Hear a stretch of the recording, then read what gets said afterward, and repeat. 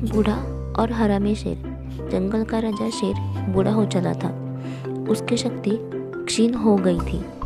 उसमें इतना बल शेष नहीं था कि जंगल में जाकर शिकार कर सके। इस स्थिति में उसके समक्ष भूखे मरने की नौबत आ गई थी। एक दिन अपने गुफा में बैठकर भूखा शेर सोचने लगा कि यदि यही स्थिति रही तो उसकी मृत्यु निकट है।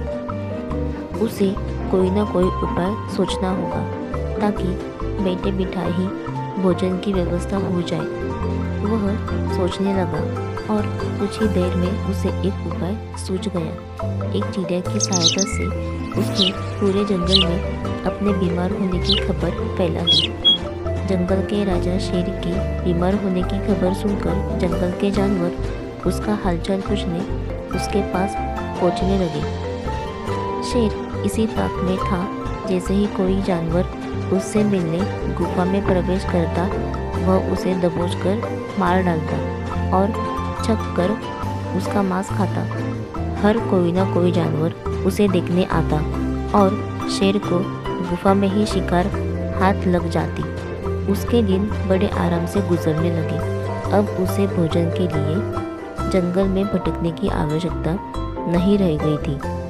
बिना मेहनत के ही उसे अपनी गुफा में भरपेट भोजन मिलने लगा था।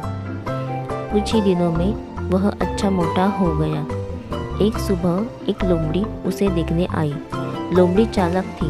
वह गुफा के अंदर नहीं गई बल्कि गुफा के द्वार पर खड़ी हो गई।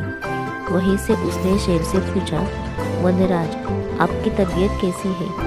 क्या अब आप अच्छा महसूस कर रहे हो? कौन हो मित्र? अंदर तो आओ।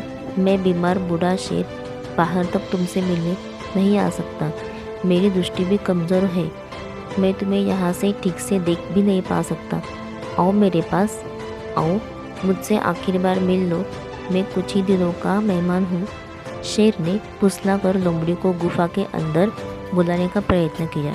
शेर के बोलते समय लोमड़ी बड़े ही ध्यान से गुफा के आसपास का नज़ारा ले रही थी।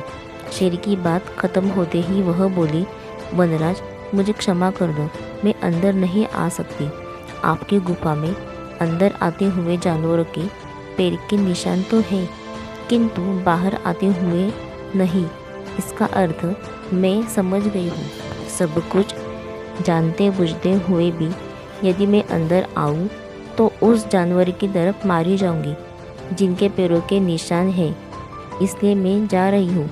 लोमड़ी ने जंगल में जाकर बूढ़े शेर की करतूत सभी जानवरों को बता दी। उसके बाद कोई भी जानवर शेर से मिलने नहीं गया।